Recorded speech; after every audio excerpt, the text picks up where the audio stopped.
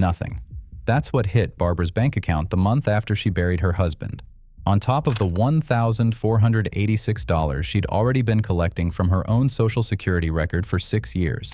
Her husband's monthly benefit was $2,340. Barbara is 67, a retired school secretary in Rochester, New York, and the $854 gap between those two numbers sat inside a federal database with her name already attached to it, untouched, for 4 months.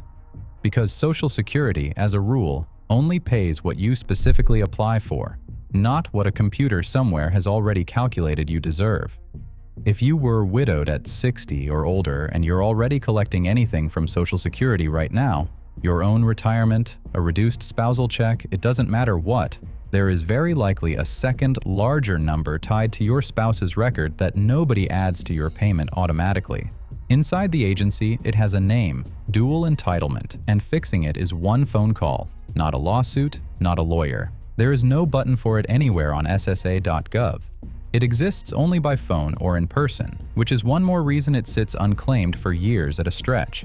The average widow or widower collecting a loan in 2026 gets $1,919 a month, according to Social Security's own published figures. And that number already assumes the system caught the higher amount on its own.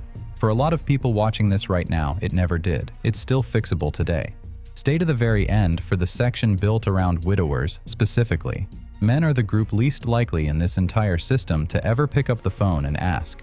Before you decide this isn't about you, sit with 4 things for a second, because I've heard all 4 and every one of them is wrong. 1. I already get a Social Security check, so I'm already getting what I'm owed.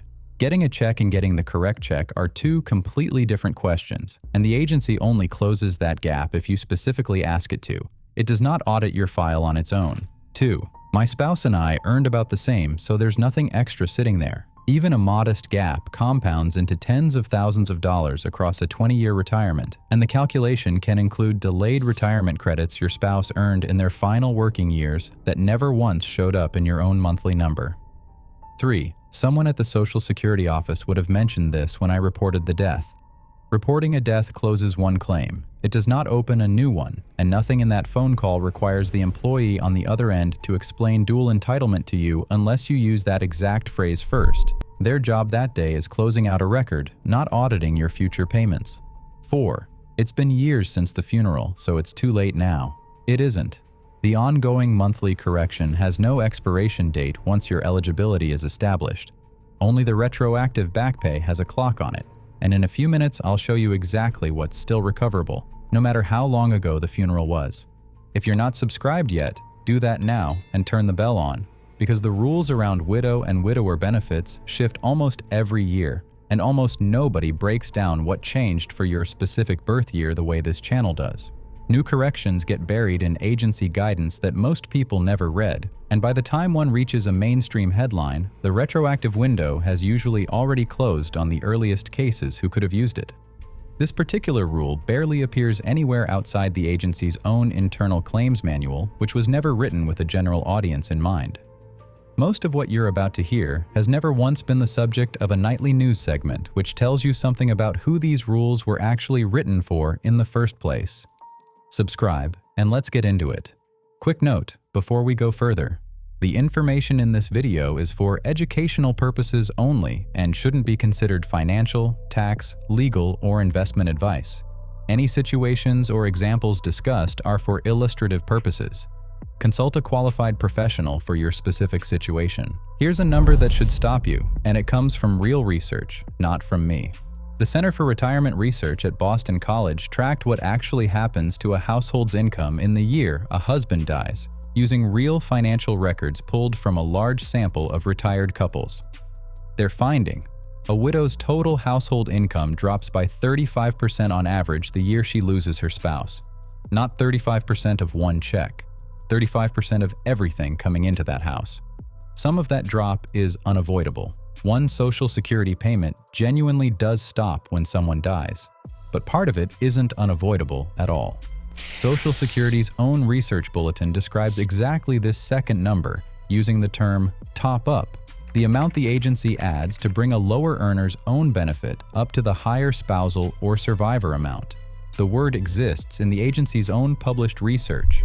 A separate Congressional Research Service report on spousal and survivor benefits, filed under number R41479, confirms the underlying rule in plainer language.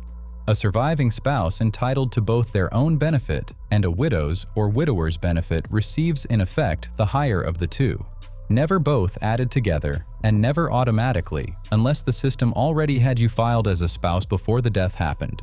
It rarely makes it into the conversation you actually have on the phone, because the system only converts you to that higher amount automatically in one narrow case. And being widowed while you're already drawing your own retirement, isn't it? Here's the mechanic in plain terms. Dual entitlement means Social Security owes you the higher of two numbers, your own retirement benefit or a widow's or widower's benefit calculated off your spouse's earnings record. But the system only pays that higher number automatically in one specific case, if you were already collecting a spousal benefit off your living spouse's record on the day they died. In that one case, and only that one case, the conversion happens on its own. In every other case, including Barbara's, nothing converts by itself. If you're drawing your own retirement benefit when your spouse passes, the higher survivor number just sits there, unattached to any payment, until you call and specifically apply for it. Barbara was drawing her own retirement. Nothing converted because nothing was ever supposed to convert on its own. That's not a system glitch. That's the rule working exactly as written, just never explained to her. She found out by accident from a routine form letter that used a phrase she'd never heard before, surviving spouse benefit.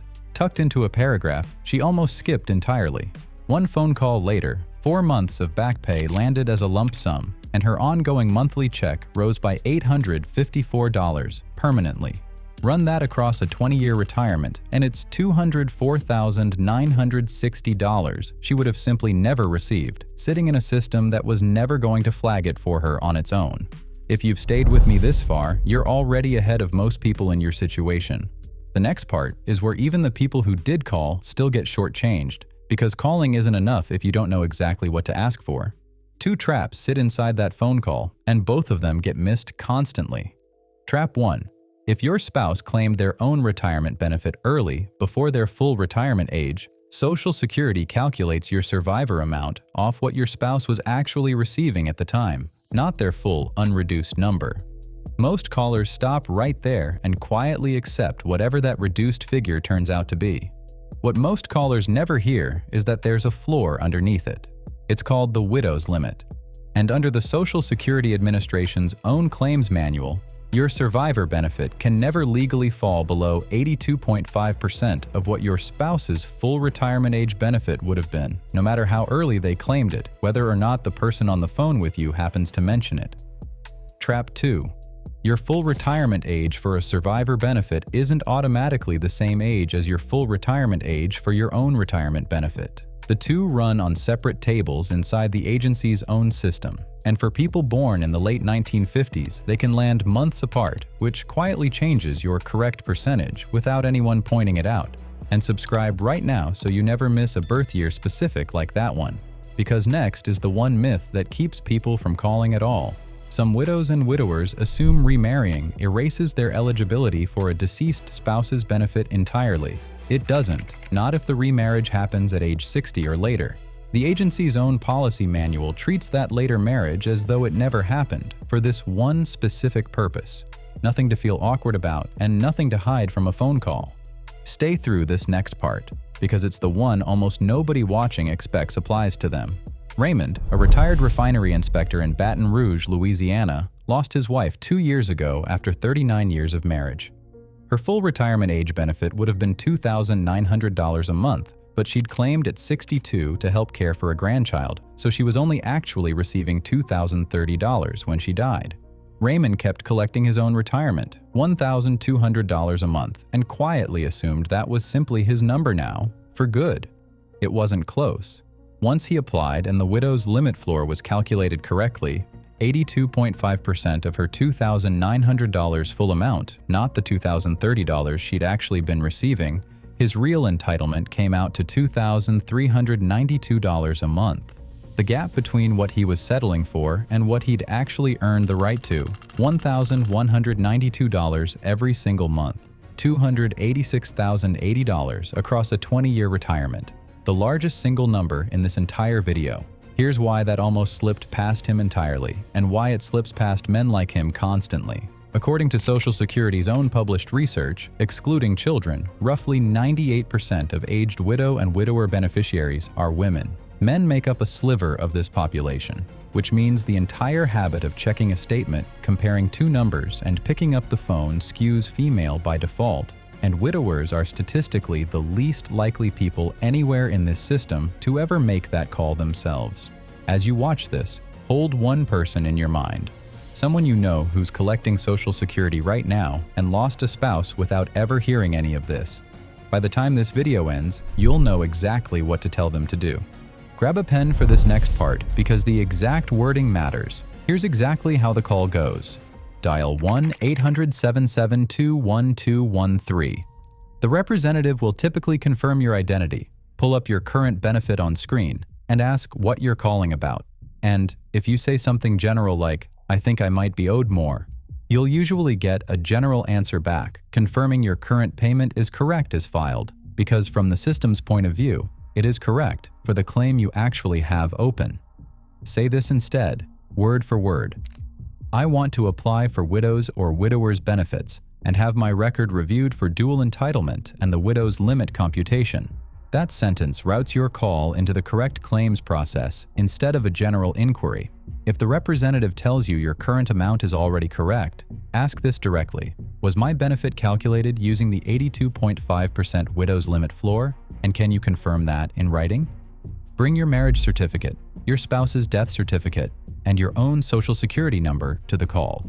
The application itself is Form SSA-10. Two deadlines matter here, and they're different deadlines. Survivor benefit back pay generally reaches only 6 months from your application date, so every month you wait is a month of back pay permanently gone, not just delayed. Separately, a one-time $255 lump sum death payment exists and must be requested within 2 years of the death, or it disappears for good. One honest caveat, because this channel would rather you know the limit than be disappointed by it later, this tops your payment up to the higher amount. It does not add both numbers together, and if your own benefit already exceeds the survivor amount, there's nothing further to claim. Barbara still keeps that first form letter in her kitchen drawer, the one with the phrase she didn't recognize.